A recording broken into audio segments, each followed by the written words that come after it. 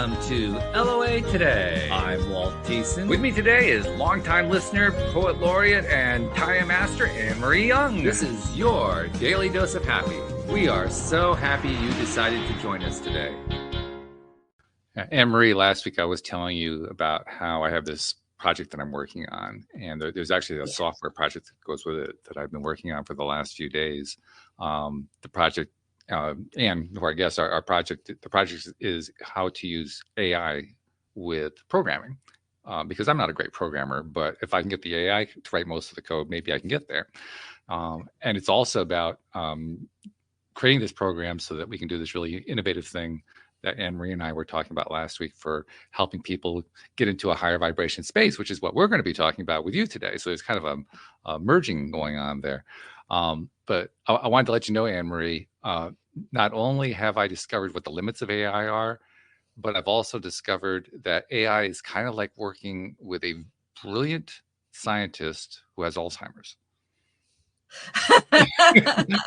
Because the AI has such a short attention span, it forgets what you talked about 10 minutes ago. So every conversation is a brand new conversation. You learn something new every time then, don't you? And for those who are interested, after today's episode, I do a second one in the evening with Joel Elston, and today's topic is going to be mental health and AI. In other words, what role can AI play in mental health? So those who are interested in the AI question, you'll want to be sure to check in on that episode as well. But not for this episode, because this one is where we meet Ann Swanson, who is the author of the book Meditation for the Real World. And she's going to be telling us all kinds of stuff that we didn't even know. Now, Anne Marie, you and I know quite a bit about meditation. Our listeners know quite a bit about meditation. I'm going to hazard a guess that we're going to find out by the end of this episode that we knew a lot less about meditation than we thought. That's just my guess. Yeah, exactly. I mean, I just know that I go into a little zone. Don't know whether I'm doing it right. So I'm definitely interested in this episode. Well, then let's find out. So Ann Swanson, welcome to the program. First of all, how are you doing today? I'm doing well. And actually, my foreword in my book is called From Ancient Wisdom to Apps and AI. And Wow. Of course it when I was writing it, I was sitting there and I was like, Alexa, do you meditate? And she goes, oh, I have plenty of techniques to teach you to relax. Would you like to hear? And she goes on. And I'm like, oh my God, even Alexa meditates nowadays. It's become so mainstream.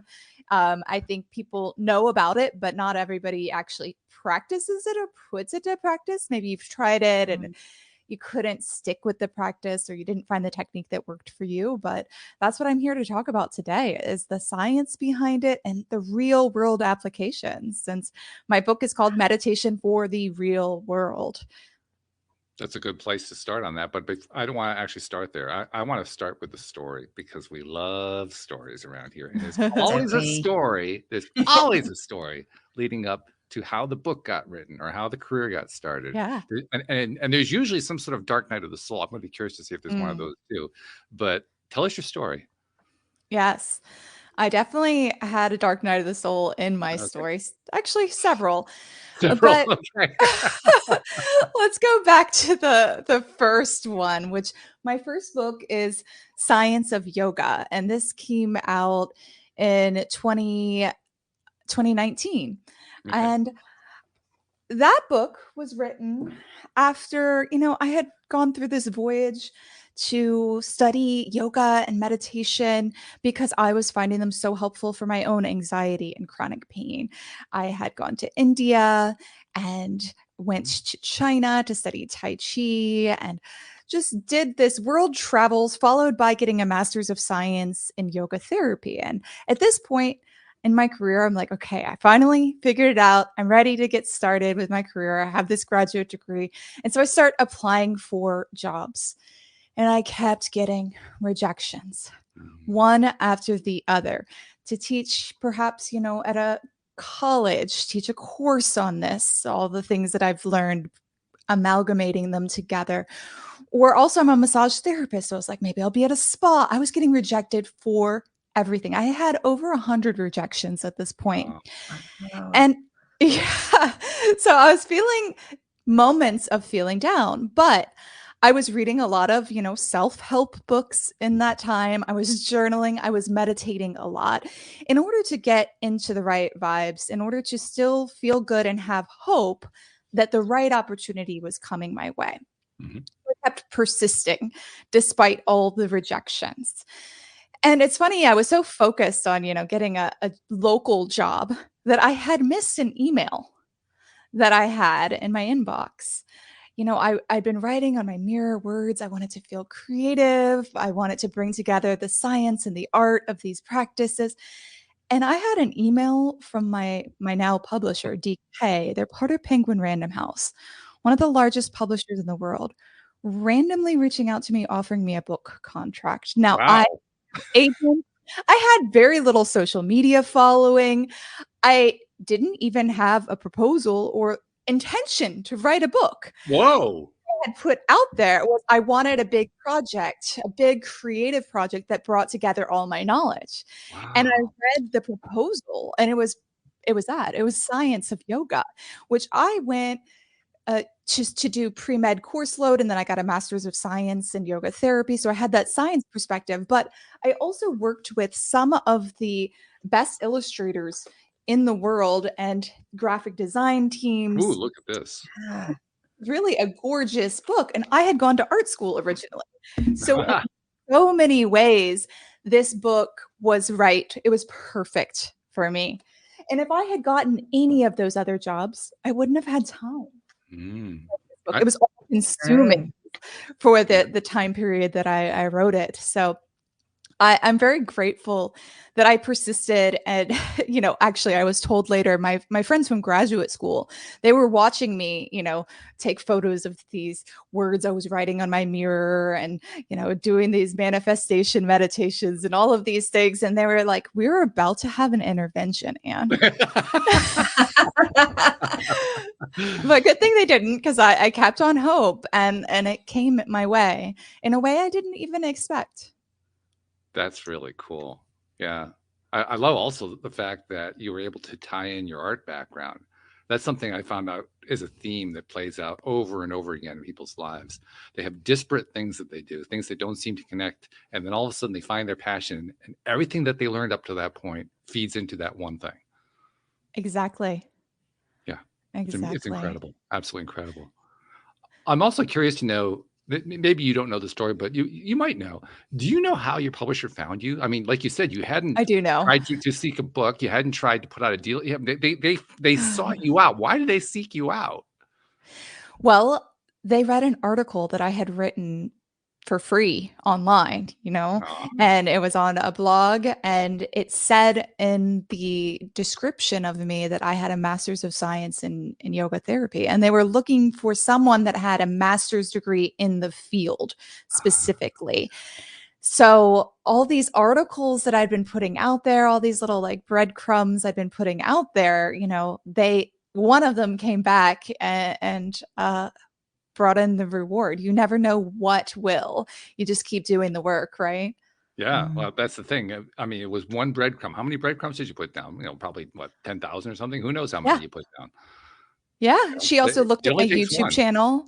Yeah. So, Okay. it was the fact that I had a portfolio. So I didn't have a ton of subscribers at that point, but I had quality videos up. So it one thing led to another, but I had actually ignored that email for a couple weeks. They had to follow up because I was Oh, so really? focused in on finding a local job. So it's not always the way you think it's gonna happen when it does Mm, happen. That's yeah. quite often the way, isn't it? Yeah. To be You think you've open got to it those set and it comes in possibilities. another direction. Yeah. Yeah. It's exciting when Yeah. that happens too. Yeah. And so, I mean, kind of one serendipitous journey to another is that it came out in 2019. And then I knew, after that first year of it being out, that it would be in 15 other languages. So I planned a Wow. world tour, and I had a book tour planned to go to Japan, Germany, and all over the world the whole year. I had sold everything I owned to travel the world. And after my first stop in South America, COVID hit, and I thought everything was delayed, but ultimately everything was canceled. And it did end up leading me in a totally different direction. I mean, I was in my mom's basement because I didn't have anywhere to live. That's hard. Seriously, it was really hard. Yeah. But it forced me to do online, and now I have an online course for Science of Yoga. It really forced me to go in that direction of online creation, I think, like so many creators. And it also led me to, going crazy at my mom's basement, led me to go on vacation in Hawaii. And then I was supposed to just be there a couple of weeks, but I kept having something to do next week and the next week. Now it's been 3 years and I haven't left. So I was meant to be here in Hawaii, that's for sure. I met the love of my life. I actually just got married last week. Congratulations. Congratulations. Yes. How exciting. And we live by the ocean. So it really all came together at that dark night of the soul of living in my mom's basement, of everything being canceled, of all those rejection letters that I could have let me pull me down, but I didn't. Ultimately, or I let them pull me down in moments, don't get me wrong, but ultimately I just kept coming back to trusting that the right opportunity was coming my way. You mentioned the key concept quite early in your story. You persisted. Mm-hmm. I mean, that's the hardest one of all, because when things are going wrong, the last thing you want to do is persist. The first thing you want to do is to give up. Yeah. And you didn't. Congratulations. You kept going anyway. And then that led me to, the book coming out. And as much as I love my first book, Science of Yoga, it was truly a masterpiece with such an amazing team. It has a lot of, the poses. It also talks about how yoga affects every system of your body, your immune system, your nervous system, and the philosophy of yoga. It's all woven in there. But guess what everybody notices is the beautiful pictures of the poses. And heck, that's what brought me to these practices too, was doing yoga physical poses, right? However, the meditation is really where the magic happened for me. And so I knew I wanted my next book to be about meditation. And I still wanted it to incorporate the science, since that's really very much what convinces me to practice, and what I find so fascinating is how the science supports what these ancient masters have known for ages. What neuroscientists are uncovering is what intuitively many of us has felt, and that historically have been practiced throughout the world. And so I knew I wanted it to incorporate the science. So I teamed with a Harvard researcher, Dr. Sarah Lazar, and integrated the most cutting edge research in the book. And then also just real world step-by-step practices of how to meditate. On the cover, you have somebody sitting on a subway, they're on a train, and they're amongst all these people that are hunched over their phones, scrolling. And even one guy has his laptop out, hunched over. And she's the only one that looks chill. She's got her feet grounded down. She's sitting tall. She has headphones on. Perhaps she's listening to a guided meditation or a song that's really keeping her in the moment. She has her eyes open. You don't have to have your eyes open and have it perfectly quiet to meditate. And that's something I really want to emphasize, is that we can fit meditation into our everyday life. You don't have to be set aside 20 minutes on a cushion on the floor in perfect silence. Instead of scrolling while you wait, you can meditate while you wait. And those powerful pauses through your day could make an even bigger impact.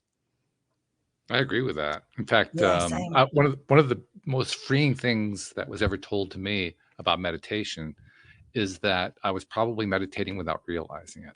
The example that kind of came home for me that day was what my my co-host called a walking meditation, because I like to go walking, and she was pointing out to me, you're meditating when you're just taking in the beauty of the nature and so forth. You're just in meditation mode. And I had never thought of it that way. But when I thought of it that way, I said, well, cool. All right. Hey, I'm a meditator now. There's so many ways to meditate, and movement can be a way. There is, a whole section in the book and a whole type of meditation literally called walking meditation. I remember my editor was like, that's what it's called. I was like, yeah, that's what it's called. And my favorite cue is what Thich Nhat Hanh said. He said, with each step, you imagine you're the happiest person on earth. So each step reminds you. Do that next time on your walk. It's really powerful. You're like, what would it feel like to be the happiest person on earth? And then you're like, wait a second, I am. That's a cool technique. I'm definitely going to try that one. Yeah. So tell us a little bit more about the science, because the book, your first book was The Science of Yoga. So it sounds like you also did the science of meditation, even though that's not what the title of the book is. But tell us about the science behind it.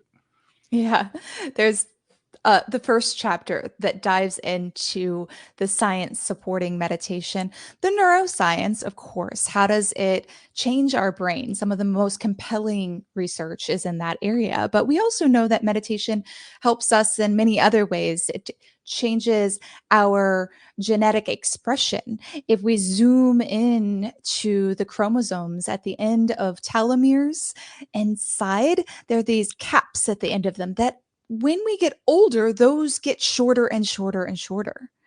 Those caps, the telomeres at the end of the chromosomes, they are an indicator of like aging and stress when they get shorter. Meditation preserves the length and in some cases can lengthen those telomeres. So on a cellular level, meditation improves your health and longevity, in essence, helping your cells function as if they were younger, and also every system. So we improve our immunity, so we get less sick days. Our cardiovascular health, that's one of the biggest areas of the research. You'll lower your blood pressure, regulate it. Cholesterol lowers, heart rate variability increases, which is your heart's ability to respond really quickly and well to a variety of circumstances. So cardiovascular health is really huge. And you have my attention right there, by the way. I'm already focused just by hearing you say that. Yeah. Especially many of us with some family history of these different conditions. It felt like science for a while was telling us that your genetics are your destiny.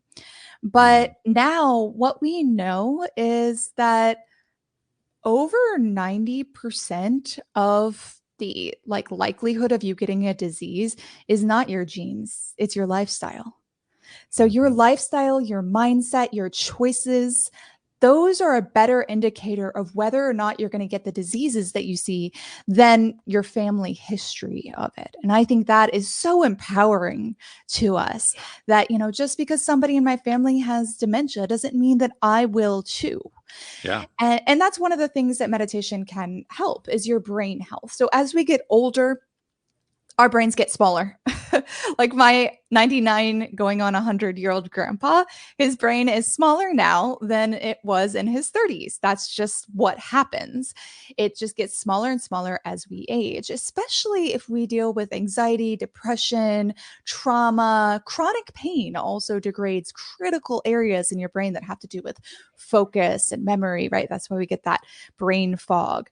So meditation rebuilds the critical areas that tend to degrade with all those conditions and aging, helping you to be able to think faster, have a better memory, plan better. So meditation could help you age better in your brain, help your brain age better.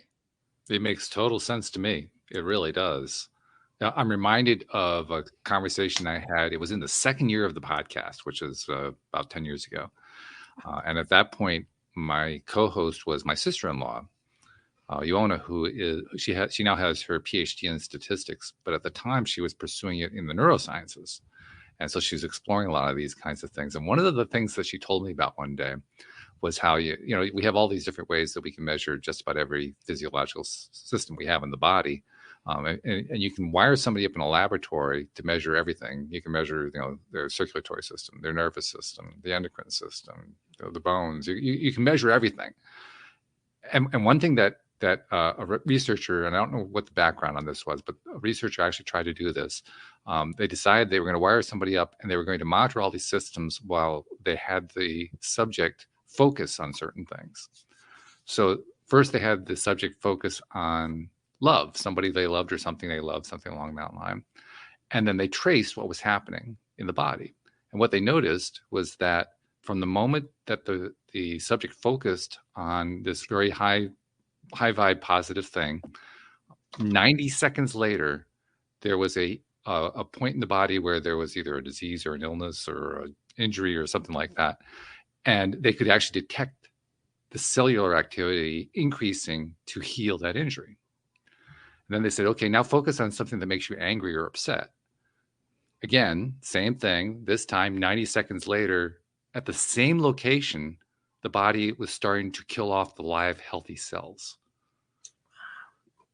So the mind, either way, was driving what was going on in the body at the point of injury or illness or whatever it was that the body was trying to deal with. Yeah. And that telomere research that I was telling you about earlier, that indicator of longevity and health and how well your genes are working, they've found that if we can also look at the types of thoughts people are having, if they're more positive and compassionate and kind, then it also lengthens telomeres, helps your cells work better. So on every level, compassion and kindness and positive thoughts are better for you than the negative, than anger. And that's what I wanted to do with this book, is create meditations for when we are angry or frustrated. There's a meditation for road rage in here because that's something very common in my family, right?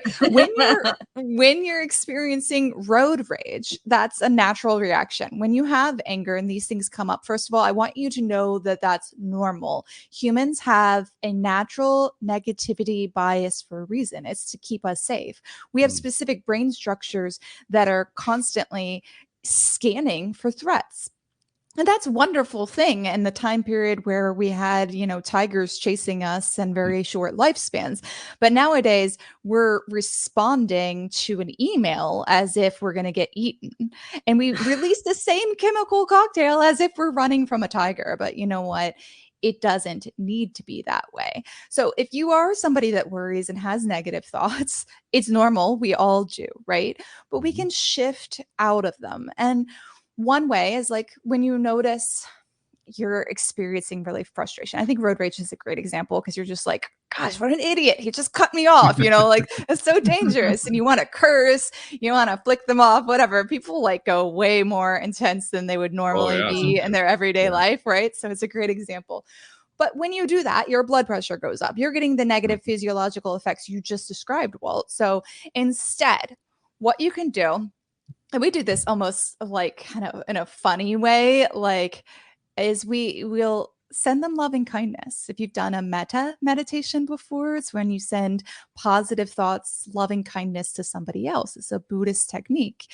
And there's a series of things you say, but you could choose one or choose whichever comes to your mind. The first one in the series is, may they be safe. And you know what? When you say that, that feels really good because you know what? They're not being safe and they might hurt someone else. So like you truly want them, may they be safe. It almost feels a little sarcastic. So it's like it meets you where you are. You're like, may they be safe, right? May they be safe, healthy, right? And then it feels better than cursing though. It's like, may they, and then you're like, you know what? I do wish them safety. You would never wish harm. So may they be healthy. May they be free from suffering, right? You just say any positive vibes to them, positive wishes. And you'll feel that anger dissipate. You won't have those negative effects you were speaking of. Instead, you're going to have positive effects because when you send compassion and kindness, it has the opposite effect. So we can take these meditation techniques and integrate them into those critical moments in our day. And I think that's where we can have a bigger impact because you're getting the physiological effects immediately. Yeah. That's very cool. I like that. You're convincing me more and more that I should be giving more attention to meditation than I have been. Not that I haven't given any attention to it, I have, but I'm thinking maybe I need to raise my game a bit. This is your opportunity. Yeah. I mean, do you feel that way, Anne Marie? I tend to do it every day anyway. I like to start my morning that way. Maybe not first thing, but and also I find during the day, if I am feeling my stress levels rise, I will just put, even if it's just for 3 minutes, I'll just do a 3 minute, just listen to some music and just do a little meditation, because it just brings me back to focus, and it really helps. Yeah. What are some of the ways that you found it to be help? It just again just takes me from that stress reaction down to a calm, more able to cope in a much better way. So it just calms me. So it's coping strategy, refocuses really. me. Yeah, absolutely. Yeah, it makes And sense. the great thing is that calm is contagious. So just like stress is contagious and people start to like stress out around you, like your family members or your coworkers, when you're in high stress, calm is also contagious. So if you can strategically integrate these 3 minute, even 1 minute, honestly, even a one breath meditation can make a difference when you're about to yell at your kids, right? Close your eyes, take a deep breath. If you can integrate these powerful pauses into your day, then you'll cultivate that sense of calm that's contagious. So then, wait, now other people are nicer to me and things are starting to move smoother. So it's a positive feedback loop. That's very good. Yeah. Okay. I think the only time I don't feel calm, and I would say this was the same kind of thing as meditation, but you know, when you're driving and then you get somewhere and you're like, I have no recollection of that journey, because you're Yes. almost in that meditative state, but I'm never calm afterwards, because I'm like, oh, what if somebody had to walk through my car? That kind of, so that's the only time I don't feel calm. But I would say that was a form of meditation to a degree, because my mind's just zoned. It was certainly a form of hypnosis. Yeah, it was an auto hypnosis. It was a level 1, so you weren't a danger. I mean, your body knows how to do the driving. Your subconscious mind already knows how to drive because you've driven so many times. Yeah. So yeah. And that's always when it's a place that you typically go. That's not like somewhere new. It's like a route that you've always done over and over and over again. Yeah. Yeah. It's fun when that happens. It's also, like you say, it's a little bit unnerving. Like, oh my God. Yeah, it does unnerve me. What happened to that trip? It can happen either way. The way you described, that's quite beautiful. You were like just fully like present in your body. A lot of people, though, it's the other way around. Their default mode network takes over, which is that like mind wandering, me thinking, selfish thinking, and the whole drive, they're thinking about like, what am I going to do tomorrow? Why did I say that 10 years ago? Oh my gosh, I'm so stupid, right? We have that negative mind. And so when we are driving, it could actually be distraction the whole way. So it's quite a beautiful description that you described. I think that's quite rare. I think most people, when they arrive somewhere, they're like, oh, wait, how did I get here? I was just stressed the whole time thinking about other things. It's an interesting distinction, because you're right. If you're focusing even subconsciously on negative stuff, you're setting yourself up in some way for a negative experience. So there is that risk. Yeah, that's a good point. I'll see. I notice when I'm driving, I just like, especially this time of the year, when you driving along and you see trees with the blossom out, and we've got daffodils and tulips and everything sort of starting to grow and bud, and I just love it. So I tend to like zone out. Yeah, I zone out into those kind of things when I'm driving. Yeah. Not that I don't have road rage. I'm not going to be unrealistic. I can't honestly imagine you road raging. I mean, seriously, everything that I've known about you in the years I've known you, Anne Marie, road rage. No, it doesn't go together. That's the thing about road rage, is it's the most unsuspecting people, because they feel like they can't really be seen because you're in this like shell, but you are seen, and the energy is still affecting you, and it's still affecting other people, even with this metal in between you. And so I like giving that example, because even the nicest of us experience road rage, especially when somebody's on their cell phone. Oh, Yeah, well, people can come up with all kinds of reasons why they don't like road rage. I don't think that's going to be a challenge. I think people can come up with a bunch of them, because people get angry at a bunch of things that happen on the road. I mean, it happens pretty frequently. It happens quite a bit. And it's really intense. And if you're doing that in the car, you're probably doing it when you check the emails and when you're looking at your text messages and these little moments through the day, all those kind of road ragey sort of negative thoughts that come up, those are affecting you. So if you can integrate these little techniques in order to transform and be an alchemist of your emotions and feelings, that's where you're going to really get the magic of meditation. I feel like so much in the popular culture, it's been just be mindful, and everything's about mindfulness. And So connect yeah, the dots for us. All yeah, right, I'm recognizing that I need to do this thing. Okay, I get yeah. it. Because I have too many of these negative moments. I need to start shifting that around. But connect the dots. How do we actually get from A to B? Yeah, so I find that these mini meditations, these 1 minute meditations or 3 minutes, whatever you have time to do through your day, is what's going to really uh, change things. You're going to feel the transformation. Uh, I feel like the advice of just be mindful all the time that we so often hear. It's like, well, okay, well, what's the strategy? Because guess what? Humans are in that default mode network. It's called default for a reason. We're in it 47% of the day. And it is typically a negative mindset. It can also be used for creativity. And not saying it's all wrong to be in that mind wandering state, but typically it's in that negative me thinking. Yale researchers call this the me center of the brain, or me activity, is when you're in that default state. It's all like, why did I say that yesterday? What am I going to do tomorrow? What's my list of things to do? And how am I going to get it done? So we want to switch to be in that more we connection sort of state of mind. And I find that it's not just be mindful, just do it, just be mindful all the time, because it's human nature not to be. So to do these breaks, of course, it's great to do a 10-minute meditation in the morning. And I do that too. I have a morning meditation practice like Anne Marie that I've developed. But if you can also integrate these powerful pauses right before you go into a meeting or a Zoom call, and you arrive a couple minutes early, and before you press accept to go in there, sit tall, take a few deep breaths, and check in with your body. Maybe even close your eyes or turn away from the screen before you press send on that stressful email that, is maybe a rejection or something that it needs to be done, but it's work related. Like you don't really feel great about it. Check in with your body. Did you write it in the best tone? Turn your chair so that you're looking away from the screen for a moment so that we can get out of that small-minded thinking of screens, expand your awareness, and just check in. And then turn back to the email. Should you press send now? Is there something you can change in it? Or is it the right thing to do when you really listen to your intuition? So integrating these little moments in your day is going to make a huge impact when you put them in the times where you need them most.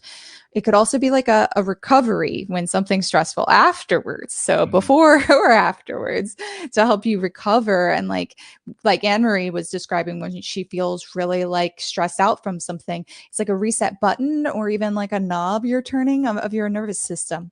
You're turning it into the direction you want to go, that rest and digest and rejuvenate part of your nervous system and healing part. It's funny, as you're describing that, I'm flashing back to the early part of the conversation where we were making an allusion to AI. And it occurs to me, well, why not combine the two together? Okay, so you have that email, that sensitive email that you want to get the right tone on. You're not really feeling it right now. Why not ask AI to write it for you? And while AI is writing it, do your 1-minute meditation. I love that idea. And we also are using AI and like biofeedback, which is what you described earlier, like where you are seeing those effects in your physiology and they're affecting, like your thoughts are affecting your physiology. We're using that with our smartwatches. Your smartwatch will probably tell you, if you have your settings right on it, it'll say, you're really stressed right now. You need to take a few deep breaths. That actually used to annoy me. I was like, I know I'm stressed. But then if you could take that as like, oh, this is the time for a powerful pause. This is a time for me to take some deep breaths, close my eyes, take a moment of a break from the screen. Your smartwatch can tell you that too. And you asked, what can people do to move the needle?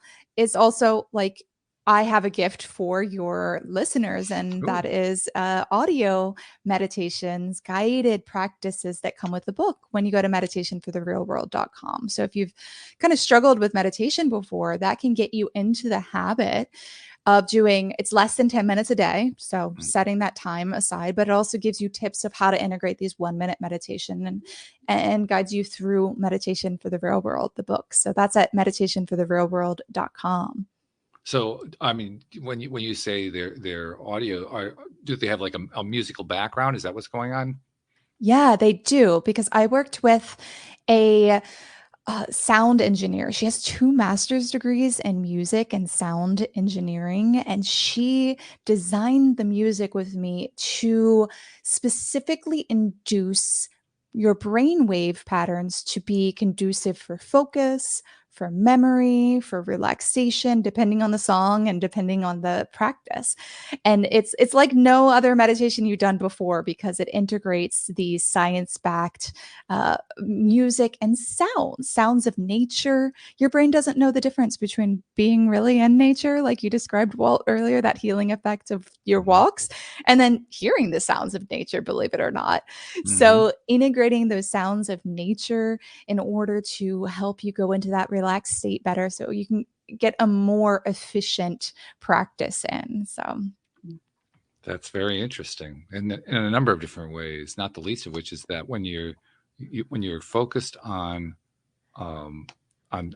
finding ways to incorporate these new meditation practices, you are in effect setting yourself up for that mindset that you're trying to develop just by going through that process. I mean, that's one of the takeaways that I got from what you were saying. Just build them in wherever you can during your day. You're basically rewiring the brain. Okay, so that's step 1. Now yes. This is kind of like step 2 that you're talking about here, right? This is like, okay, I've got a foundation in place. Now what am I doing with it? Well, I'm tying it in with sound and music. I'm guiding my meditations. I mean, it's not like the guided meditation has to be a first step that you do just to get into meditation. It can be part of the more advanced part of what you're doing. It can be part of that daily practice. Yeah, a lot of people do need a guide when they're absolute beginners, for sure, because you don't really know what to do with your mind and you need to be redirected. In the book, I also have like the meditations where you can read them. So you can do them as you read it, which is pretty cool, because we're so addicted to technology that at night, if you have this by your bedside, you can pick it up and it'll tell you what to do. And then you close your eyes and you do that technique for the specific outcome that you want.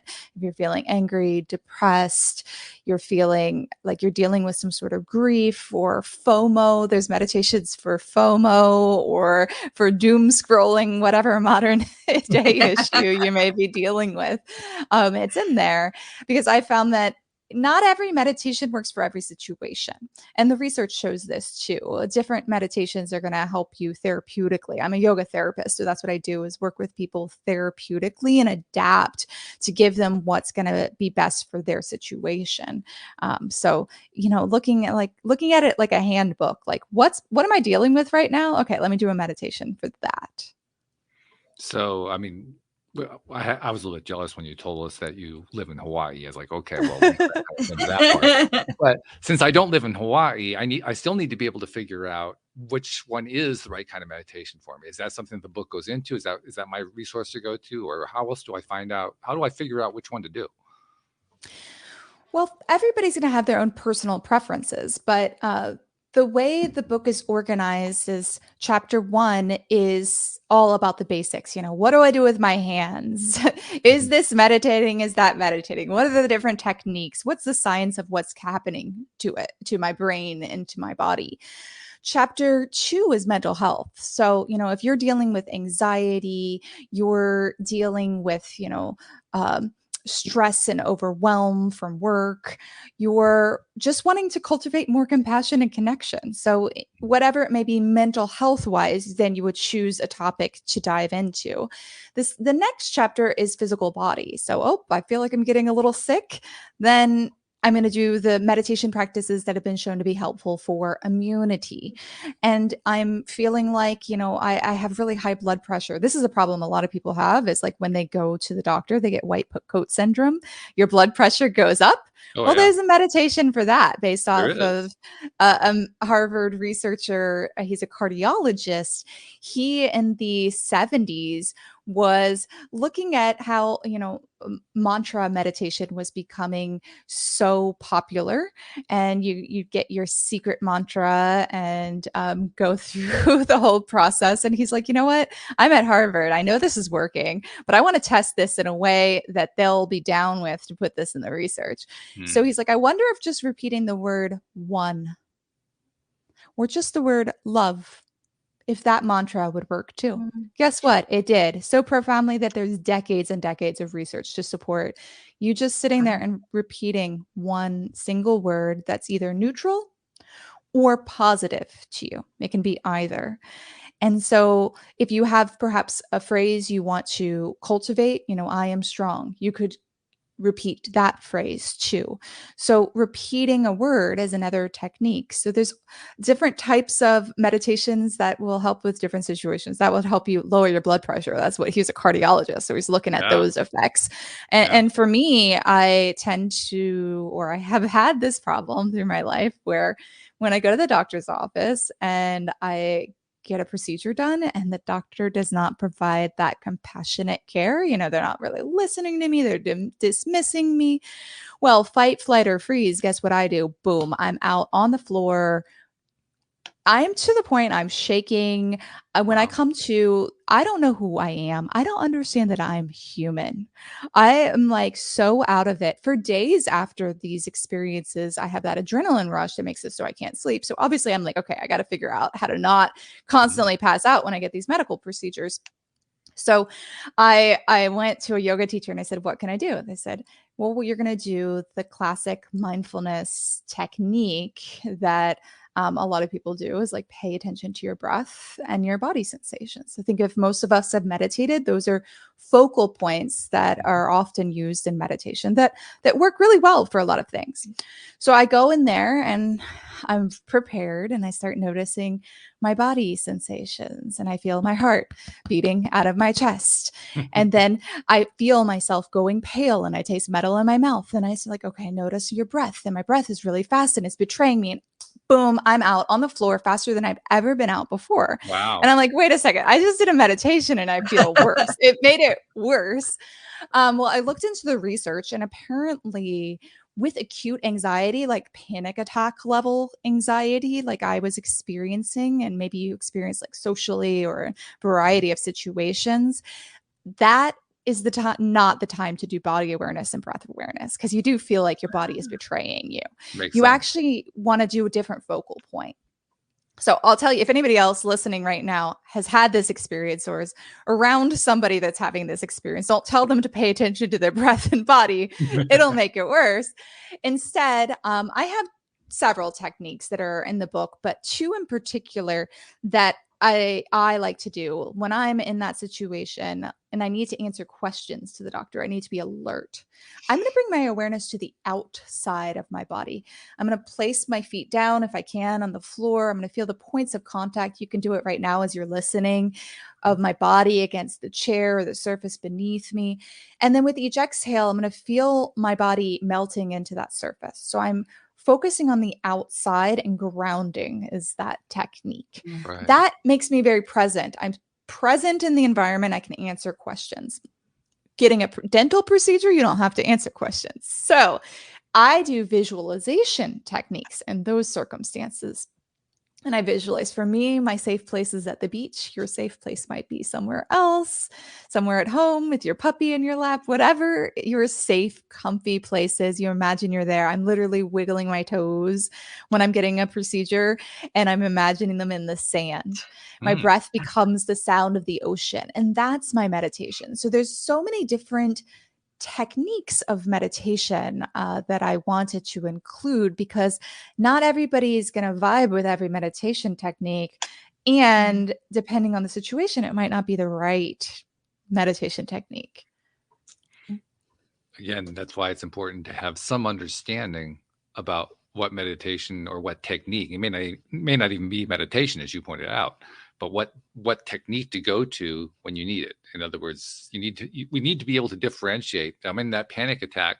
Okay, now I know I don't want to try to focus on my breath and my body. So what do I do instead? Well, you just described it. You melt into that chair. You focus on the externals at that point. Yes. Which is great, by the way. We don't get a whole lot of advice about focusing on externals. Most of the time it's about going inside. Yeah. Right, Anne Marie? True. I mean, yeah. Yeah, that is really true. Good observant. Yeah. So it's nice to have the alternative there. It's a good one. Yeah. And I love your nature example of like your walks in nature, you're already meditating. Those are great opportunities to integrate these mini meditations into your day. Of course, you could do the walking meditation, taking your dog for a walk, or you could take a moment, sit on a bench, even take your shoes off, put your feet in the ground. We call this grounding, but actually, researchers call it earthing.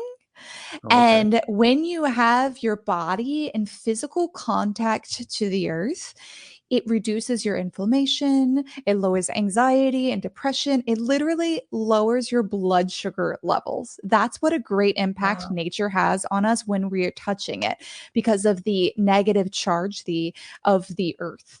So that's really, we're supposed to be barefoot on earth all the time, right? It's just our body asking us to be in nature. So you could even sit on a log, sit on the ground if you like, under a tree. When you go in nature, you can enhance that meditation practice by taking that powerful pause and just listen to all the sounds in nature, right? We just talked about how nature sounds have that healing effect. Listen to the birds in the distance. Listen to the rustling of the leaves. And then you'll also take a deep breath, breathe in and smell nature.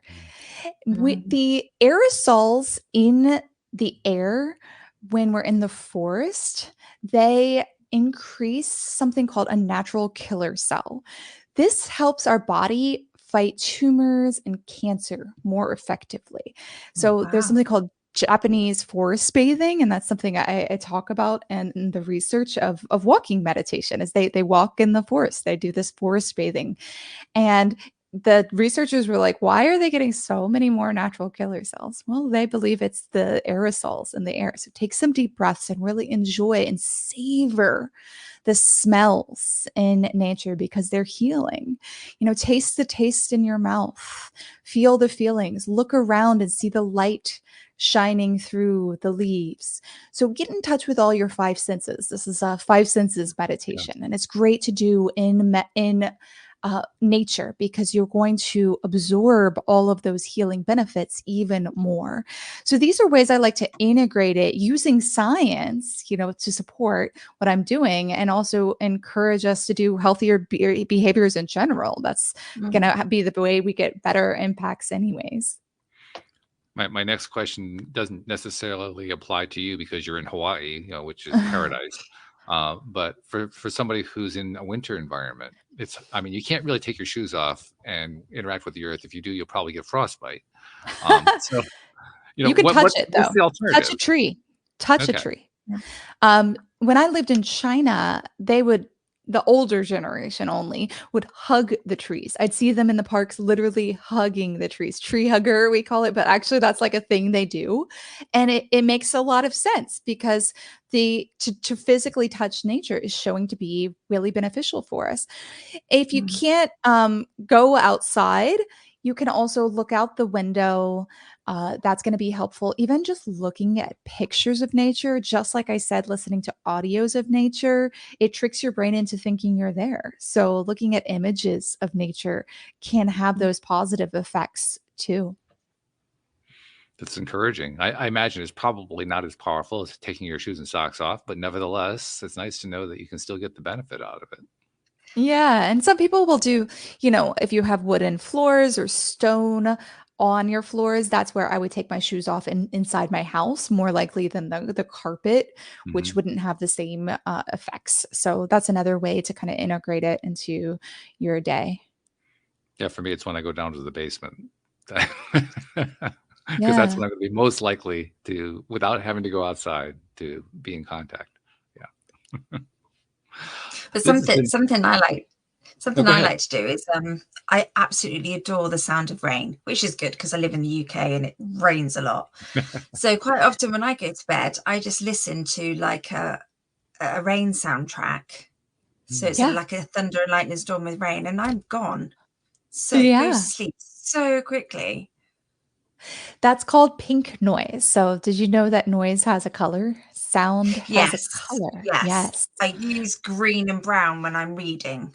Yeah, brown is really good too. Mm, Like a waterfall or the sound of the intense waves crashing yeah. in, that's brown noise. And these can be really good for like memory consolidation, focus, sleep.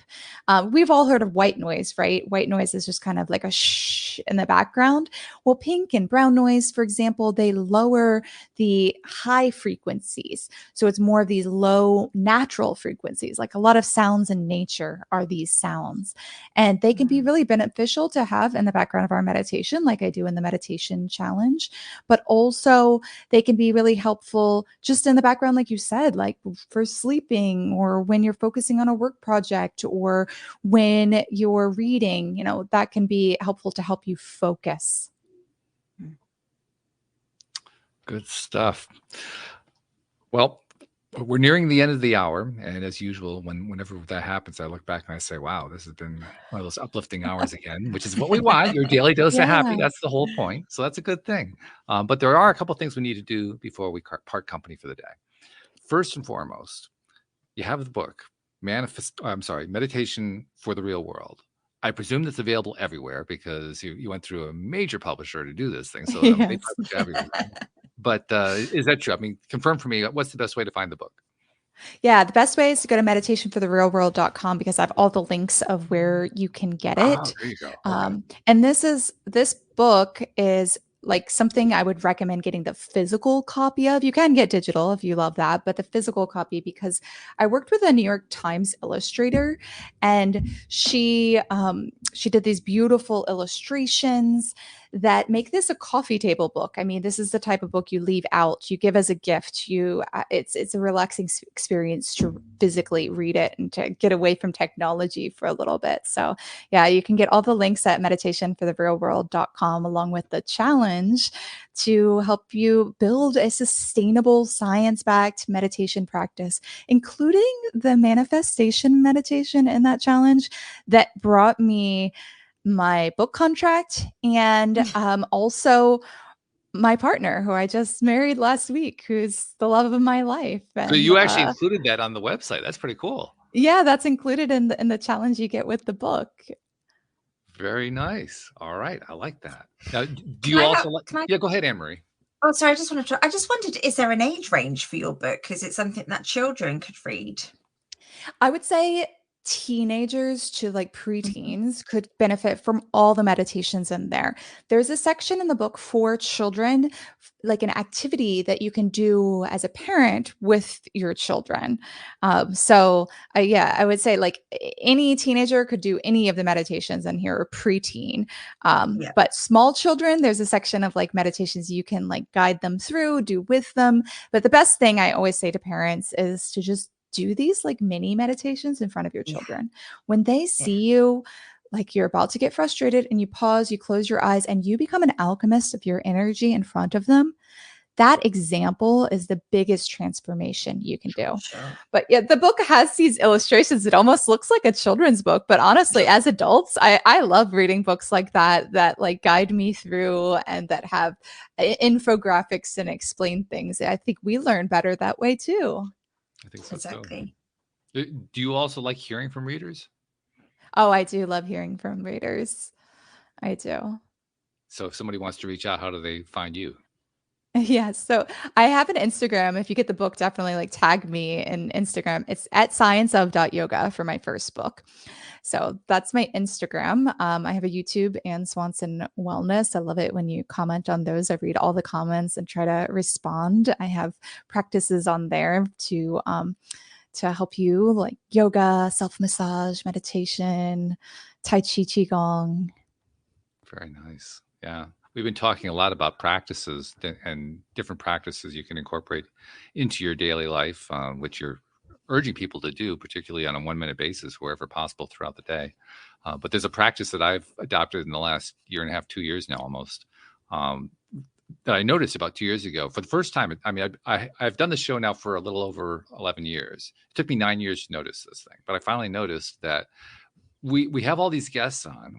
I've been doing the show with guests and co-hosts pretty much since the beginning, and all of them are givers. They're all, they've been through some hard stuff in most cases.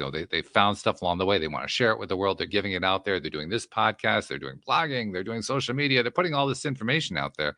And the thing that I noticed was, we don't give them credit for the free stuff. I mean, you got some credit because you got a couple of great things out of it. You got a book publishing deal. I mean, you got some that came out of it. But most of the time, we don't get any credit for that. We don't get any notification of it. We don't even notice that it happened. Yeah. We don't notice that somebody benefit from it because we never see that part. So I like to kind of do a little pull quote on it and say, on behalf of those people that you've never met, you've never seen, never will meet, never will see, who've been benefiting from all the stuff you've been putting out there, thank you. Thank you for what you've been doing, because it makes a difference. You're making a difference in this world. Thank you. And thank you for putting together these podcasts. I want to point out something that I talk about in the book. It's called the helper's high.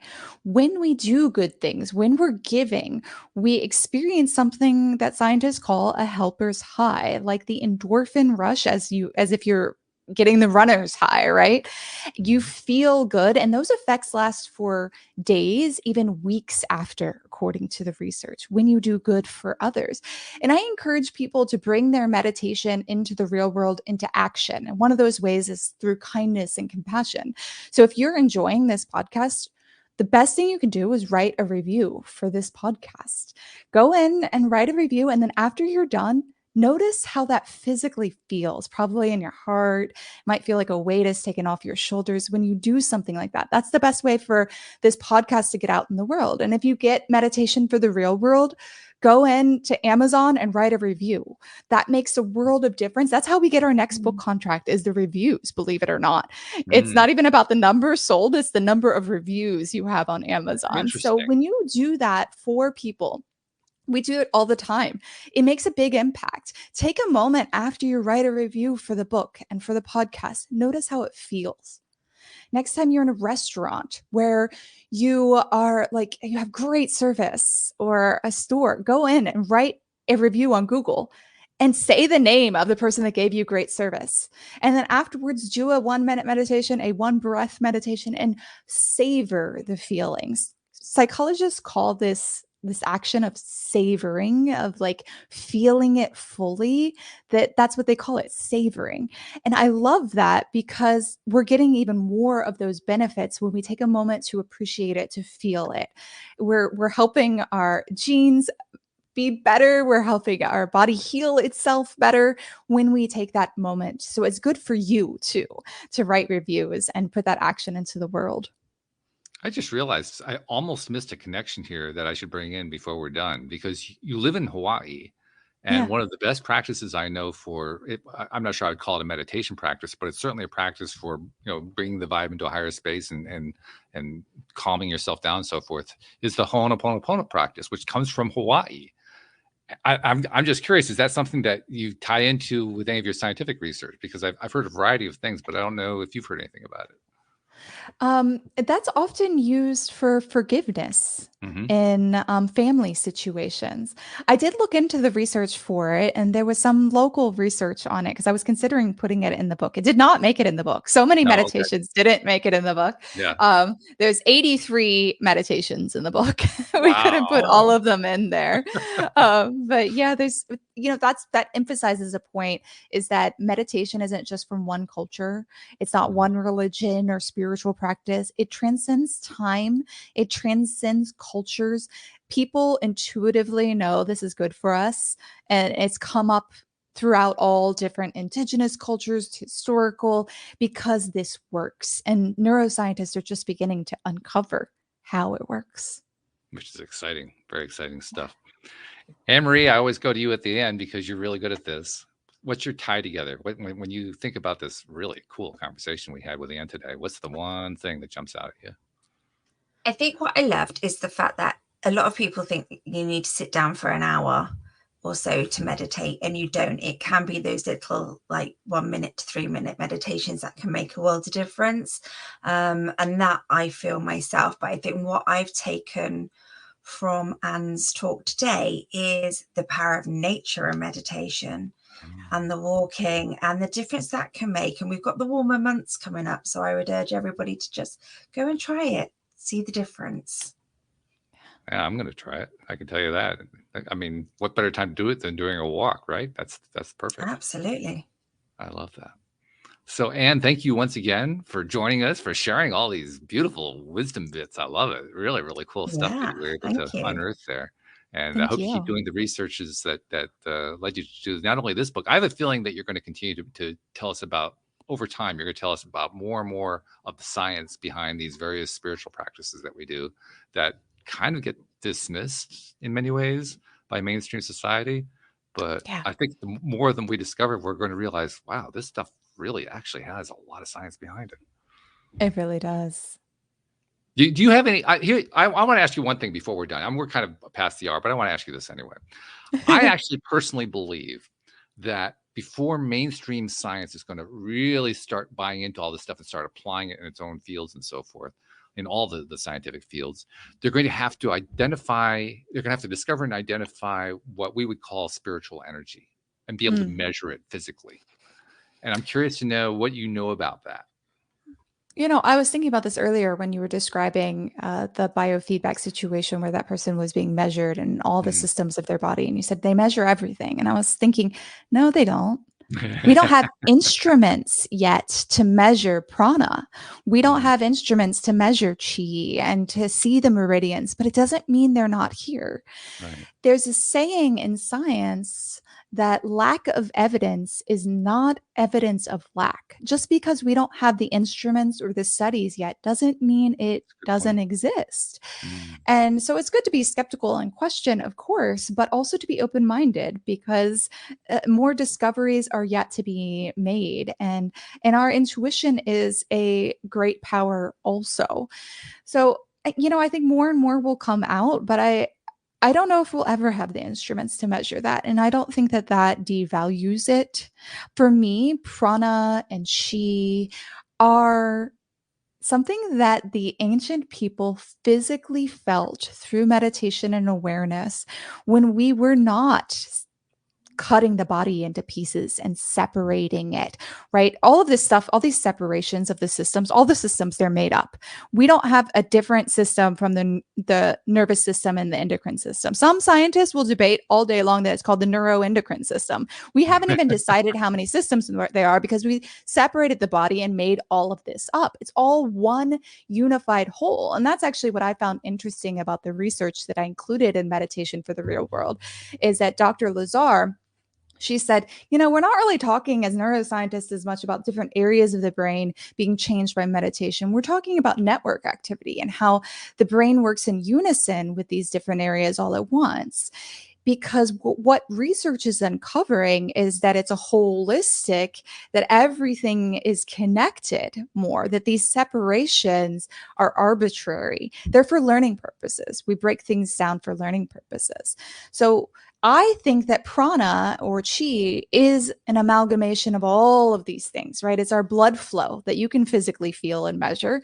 It's our electricity through our nervous network simultaneously. It's all of these different types of energy going through our body, the mechanical energy at the end of neurons that's bringing in and opening up the different pathways. It's the blood being pumped. It's all the lymphatic flow, all of these fluids flowing in and out of tissues. I think it's all of the things at once. We just separated them into pieces. So I don't think we're ever going to find a way to measure it because it's everything. We need a measurement that measures everything. That's what it is. That's a great point, though. I love the way you describe that. And I love the fact that you describe that from a scientific perspective, because my biggest concern as I look at the scientific field as a whole is that science in many areas has kind of lost track of what you were talking about, which is you need to get a little bit past measurement and start tapping into other things. And that's part of science. That is actually scientific activity. A lot of scientists dismiss that. A lot of scientists say, no, that's not science. But you know what? I think they're missing a bet. So thank you for, making that really, really clear, because I think that's valuable. I hope lots of people pick up on that part of the conversation today. I think that's probably the best part right there. Out of a whole list of really great parts, that part. I want to emphasize something that I included in my first book, Science of Yoga. And that's an experience that astronauts have when they go to outer space. And this summarizes everything we just spoke of. So many astronauts have come back from outer space and they're changed. They then become philanthropists and do great work and focus on connection and compassion after their trip. Well, what happens to them is they stare out the window for hours and hours. I mean, they're working. They have jobs to do. These are engineers and doctors, and they have work to do, but they'll forget to do their work because they are so engulfed with staring at the earth from the window. Yeah. And this act of just staring at the earth, it could be similar to some yogic meditation techniques we do, like staring at a candle flame, that bring us into that focused state. So they're mesmerized. And what they describe is they look at the earth and they see it as one organic whole, without separations. So all the separations we have between the countries, between the economies, the political separations, we made them all up. Just like the separations between the systems and the body, we made it all up. It's one organism, and they see that, and it changes their perspective. Now, you don't need to go to outer space to experience this. One particular astronaut came back and he said, you know what, I got to figure out what this is. Do scientists know? He talked to neuroscientists, psychologists, philosophers throughout all different universities. Eventually, the closest answer he could get was with a philosopher who does a lot with Eastern philosophy. And he says, what you're describing, what you experience in space, and all these astronauts have described, is the yogic concept of samadhi, or you could look at it as the Buddhist concept of nirvana, that perfect peace, that being in union and non-separation, that's what you're describing. And so the yogic practices are very similar to going to space. They do the physical poses. They do the meditation of staring at the earth, this meditative practice. They do breathing practices. They do all the things that are involved in yoga. And it seems like a lot of them are naturally getting to this higher state of perfect peace and connection, or at least experiencing glimpses of it. I don't want to call them perfect, but we get these glimpses of that true unity that's there. And so it's a macrocosm to the microcosm. Within you is a universe, and everything is connected. There's no separation. Wow. What a great way to wind up the episode today. Seriously, I love that. I mean, we always look for a way to get that upward swoop at the end, but you just gave it like a woo! We just flew off the ramp and we're like flying through the air after doing our ski jump. I mean, yeah. Actually, a yoga researcher is the one that looked into this. It's called the overview effect. And that's that feeling of being like able to step back and look at it as an overview, that it's not all these separate little pieces that we all focus in on. It's bigger than that. It's all one. And that's why that word we repeat, one. one in meditation that Harvard researcher found is so powerful is I think that word is quite positive. It's about the connection of everything. It's all one. I was kind of skeptical about using one until you just described it that way. Now I'm thinking maybe I ought to give it a shot and see what happens. Yeah, it's really powerful. Very. Yeah, isn't it? Yeah. Well, Anne-Marie, do you think we got the answer to our question about, were we going to learn more than we thought we knew about meditation? And more. That was amazing. Yeah, I think we'll mark that one down as a yes. So thank you, Ann Swanson, so much. I mean, really, My really great. pleasure. We loved having you on the show today, and best of luck with the book. I hope people buy it up by the thousands, and yeah, really, really cool stuff. So thank you once again. Thank you, Anne-Marie, too. Love your participations and your contributions. We had a number of visitors on the live stream. Thank you guys for tuning in, and thank you to our podcast listeners everywhere. We'll see you all next time here on LOA Today. Goodbye, everybody.